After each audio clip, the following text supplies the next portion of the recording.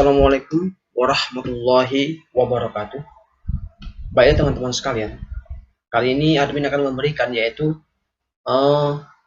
materi apa dan yang keluar pada saat tes pedagogik ya teman-teman sekalian, khususnya untuk guru ya. Lanjut saja kita bahas, yaitu yang pertama itu yang keluar itu bab prota ya, yaitu yang subbabnya itu kapan dan bagaimana menyusun. Nah, jadi soal itu nanti kapan kita membuat prota dan bagaimana cara menyusunnya. Jadi clue atau petunjuknya yaitu ya teman-teman sekalian, yaitu di sini ada yang pertama itu program tahunan. Prota adalah rencana penetapan alokasi waktu 1 tahun untuk mencapai tujuan pembelajaran kompetensi inti dan kompetensi dasar yang ditetapkan. Ingat, apabila itu ditanyakan rencana penetapan alokasi waktunya ya.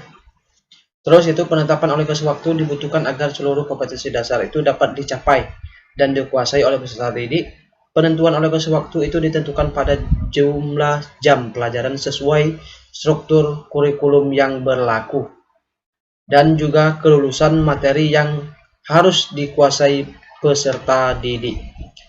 Terus prota itu menjadi program umum untuk setiap mata pelajaran, yaitu prota berisi garis-garis besar yang hendak dicapai dalam 1 tahun dan dikembangkan oleh guru yang bersangkutan. Prota menjadi pedoman bagi pengembangan program-program berikutnya, seperti program semester, rencana mingguan, rencana harian, dan silabus, dan juga sistem penilaian pembelajaran. Jadi nanti ini ya, untuk prota itu dalam pengembangannya itu adalah promes, rencana mingguan, rencana harian, dan silabus itu dan sistem penilaian pembelajaran itu di dalam prota. Prota itu dibuat oleh guru sebelum tahun ajaran baru dimulai karena menjadi pedoman pengembangan program-program berikutnya. Jadi kapan prota itu dibuat, yaitu pada saat ajaran baru ya teman-teman sekalian. Lanjut ke yang harus diperhatikan dalam menyusun prota adalah, ya ini langkah-langkahnya ya teman-teman sekalian. Langkah-langkah penyusunan prota adalah sebagai berikut. Ingat, yang pertama itu mengidentifikasi jumlah KD.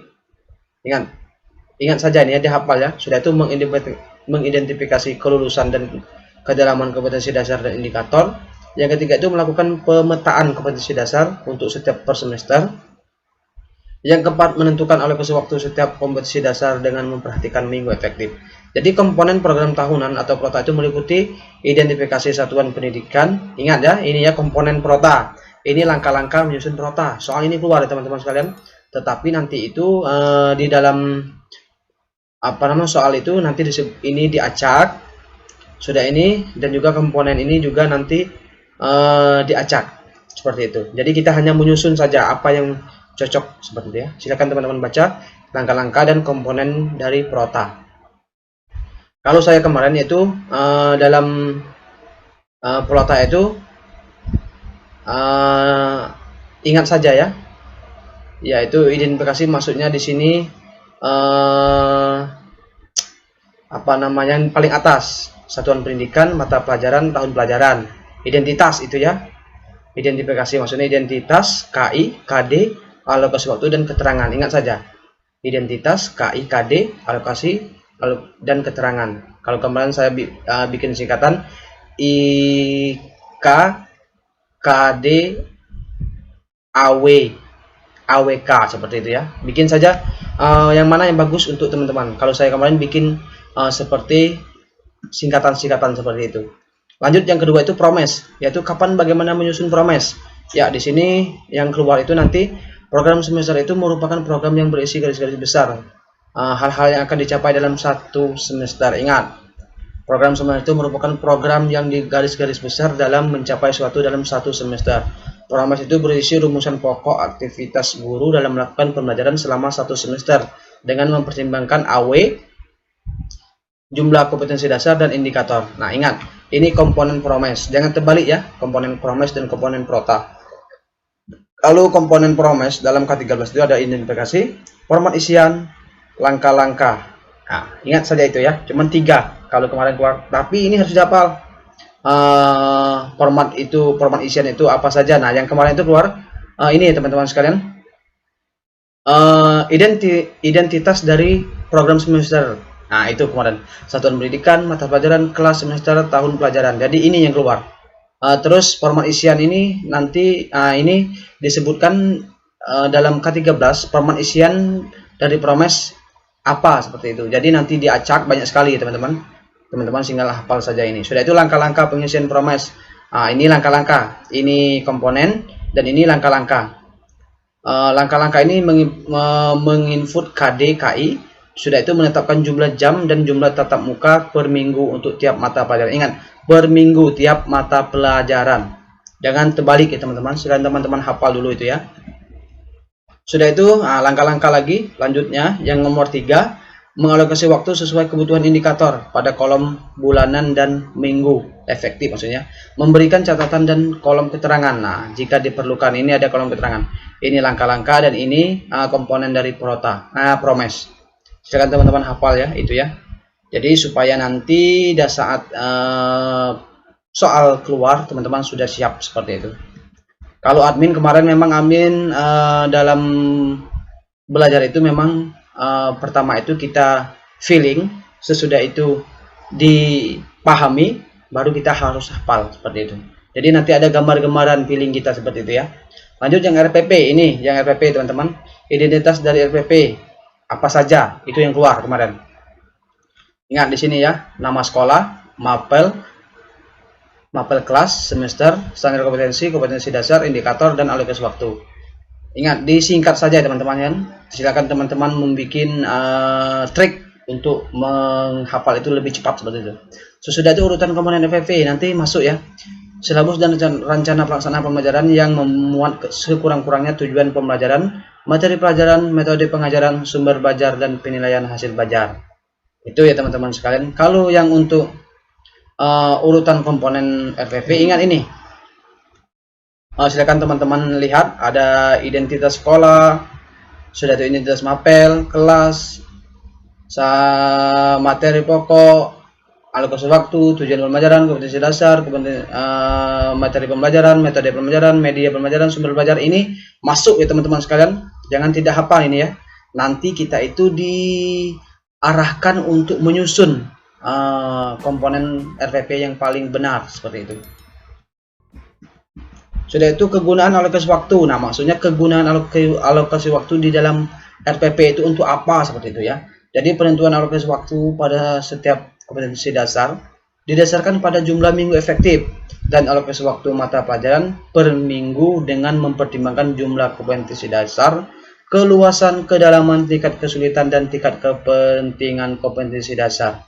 Ingat ya, mengapa kegunaan alokasi waktu itu ada di dalam RPP? Ingat ya, biasanya itu jumlah kompetensi dasarnya banyak, keluasan materinya, kedalaman materinya, tingkat kesulitan dari materi itu, sudah itu tingkat kepentingan kompetensi dasar tersebut. Penting apa tidak seperti itu. Sudah itu waktu untuk mencapai suatu KD dapat diperhitungkan dalam satu atau beberapa kali pertemuan bergantung pada kompetensi dasar. Jadi nanti ada jam, misalkan nanti ditampilkan jam tatap muka. Nah, mengapa di RPP itu ada yang hanya satu pertemuan seperti itu ya? Sudah itu siswa bertanya di awal pembelajaran termasuk kegiatan apa? Ingat, apersepsi, pengantar, atau apa seperti itu. Jadi ingat ya, apersepsi teman-teman sekalian. Sudah itu tanya jawab dengan siswa tentang materi yang telah dipelajari, motivasi, orientasi, eksplorasi, elaborasi, konfirmasi. Jadi ingat ini ya, kalau yang orientasi itu menanyakan kesiapan. Sudah itu kegiatan eksplorasi, kegiatan memperoleh pengalaman baru. Kalau elaborasi itu penggarapan secara tekun dan cermat. Konfirmasi itu pembenaran dan penegasan serta pengesahan. Itu teman-teman sekalian, nanti masuk ini ya, apa ya persepsi. Lihat soal admin yang kemarin. Sudah admin bikin soalnya ini. Jadi kali ini admin akan memberikan materinya dan clue-nya. Yang garis besarnya ya. Sudah itu di judul identitas RPP itu apa saja yang tertulis. Nah, ini masuk ya. Dengan tidak hafal ini guru. Jadi di identitas itu ada nama sekolah, mata pelajaran, kelas atau semester, standar kompetensi, KI, sudah itu KD, indikator, alokasi waktu. Itu identitas dari RPP. Kebanyakan kan kita kan tidak menghafal ini. Jadi sekarang silakan teman-teman hafal ya. Sudah itu dalam sebuah RPP itu disajikan 16 jam pelajaran dengan 4 kali tatap muka. pertanyaan apa yang menyebabkan. Nah, jadi yang menyebab banyaknya jam di dalam RPP itu mengapa seperti itu. Jadi dalam menentukan alokasi waktu itu prinsip yang perlu diperhatikan adalah satu, tingkat kesukaran materinya. Yang kedua itu kurang ruang lingkup atau cakupan materi. Sudah itu lamanya alokasi waktu. Saya pilih opsi itu terbentuk tergantung kompleks dan kedalaman materinya. Jadi itu teman-teman sekalian menyebabkan lamanya alokasi waktu tersebut. Nah, jadi saya pilih opsinya kata dia ini yaitu opsinya ini ya. Ini yang saya apa namanya itu letak garis-garis besar. Nah, sudah itu nomor 3 itu frekuensi penggunaan materi baik untuk belajar maupun di lapangan. Sudah itu tingkat pentingnya materi yang dipelajari. Jadi waktu yang tersedia dalam pembelajaran materi, pembelajaran tingkat SD atau MI itu 35 menit, SMP itu 40 menit, dan SMA itu 45 menit. Jadi itu teman-teman. Silakan teman-teman baca dan dipahami soal-soalnya, bentuk soalnya dan materi jawabannya yang admin kasih ini ya.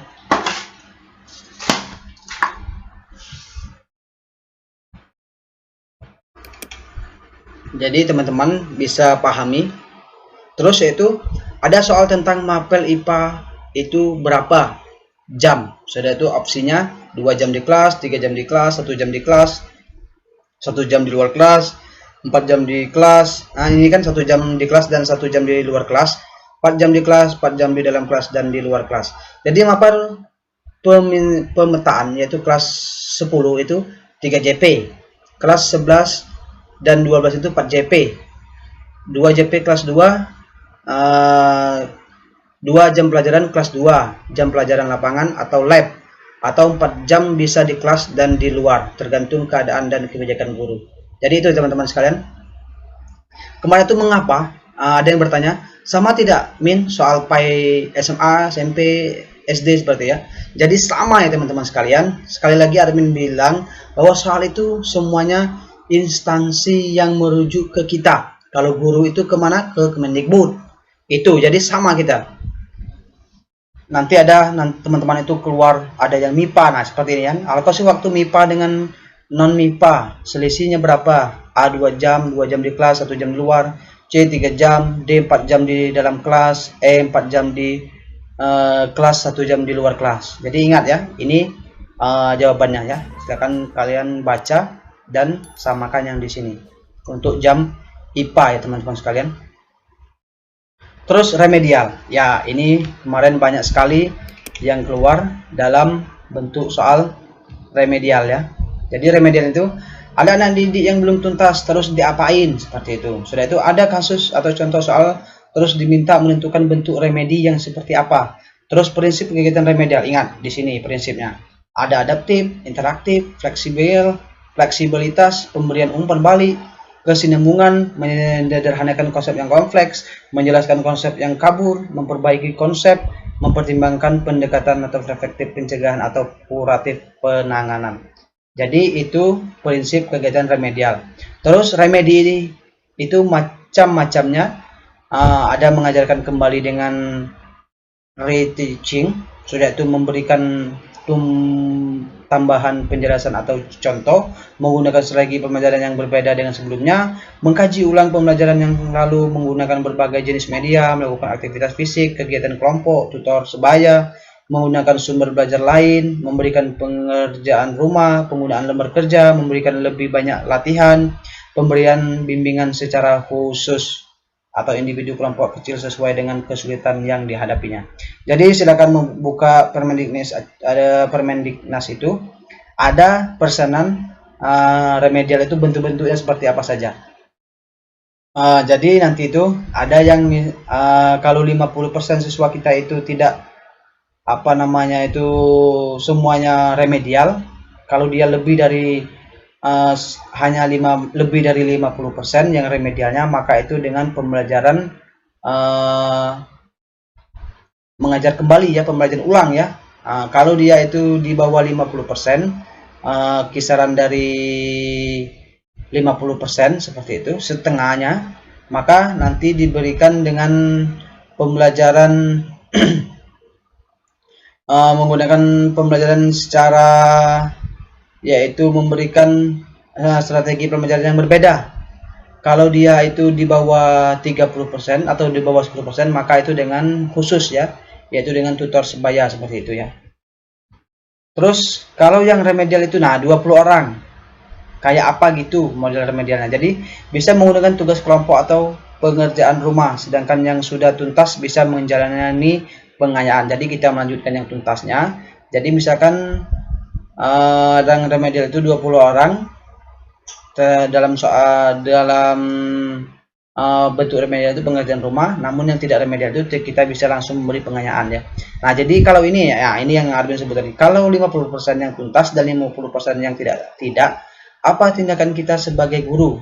Yaitu bisa dengan reteaching, sudah itu bisa dengan tutor sebaya, remedial plus pengayaan yaitu karena jumlahnya seimbang. Jadi itu ya teman-teman sekalian.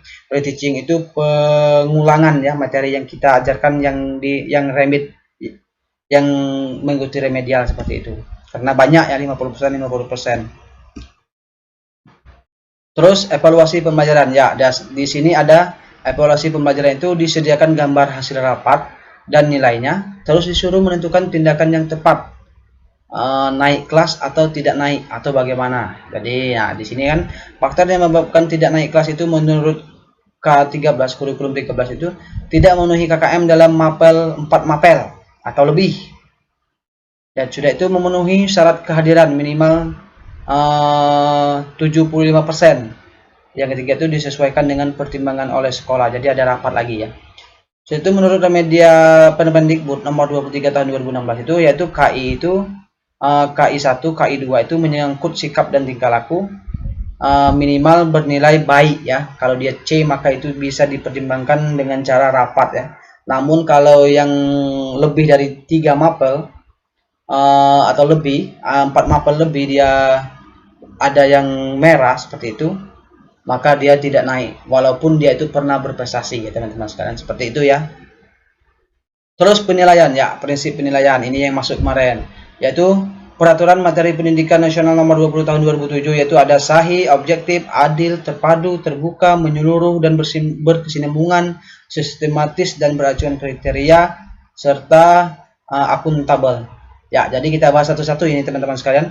Yang sahih itu berarti penilaian didasarkan pada data yang mencerminkan kemampuan yang diukur. Jadi benar-benar kemampuan yang diukur itu yang dinilai oleh guru. Kalau objektif itu berarti penilaian didasarkan pada prosedur dan kriteria yang jelas tanpa dipengaruhi oleh subjektif. Maksudnya kita itu pemberian nilai itu tidak memengaruhi subjektif. Misalkan anak kepala sekolah ataupun dia itu anak dari guru atau dia itu misalkan masih keponakan, itu teman-teman sekalian masih itu masuk dalam ranah objektif. Apabila dia memberi nilai karena dia itu anak kepala sekolah, maka dia sudah melanggar prinsip objektif.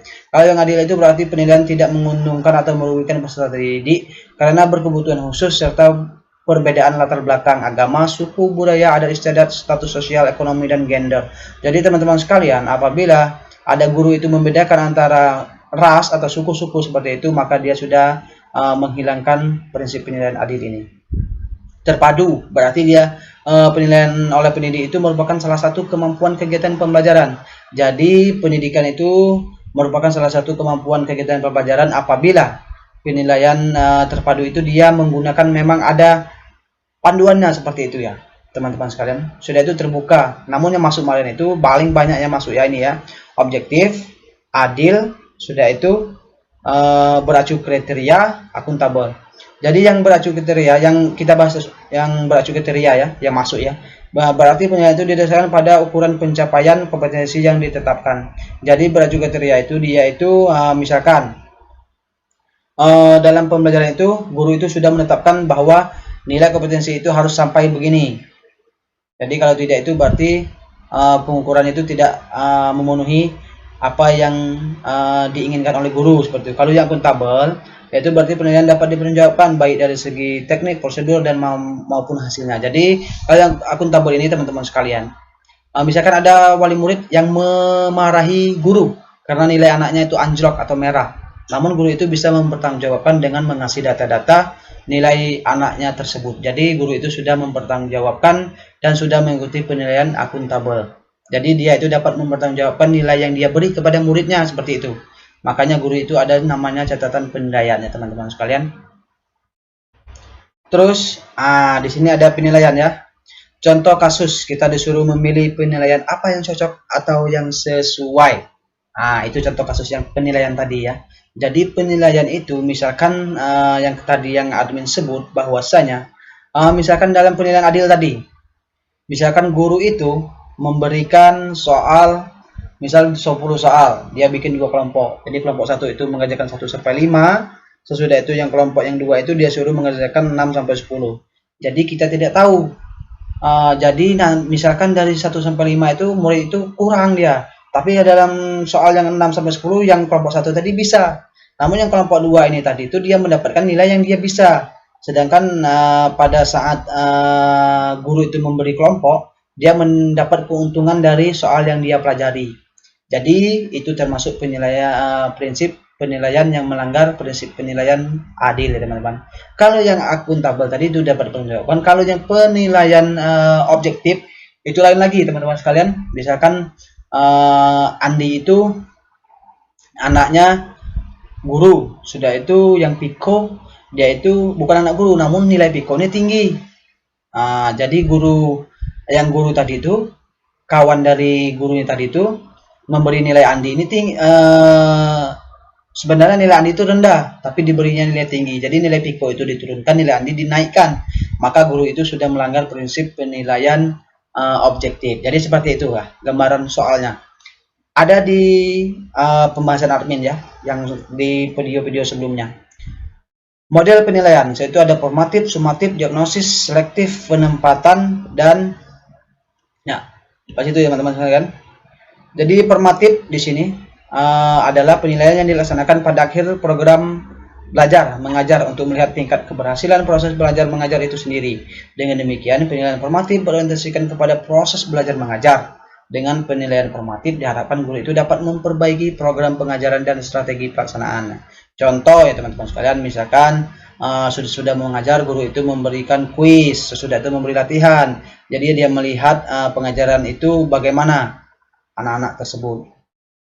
Kalau sumatif yaitu penilaiannya dilaksanakan pada akhir unit program, yaitu catur bulan, akhir semester, dan akhir tahunan. Tujuannya adalah untuk melihat hasil yang dicapai oleh para siswa, yakni seberapa jauh tujuan kurikuler dikuasai oleh para siswa.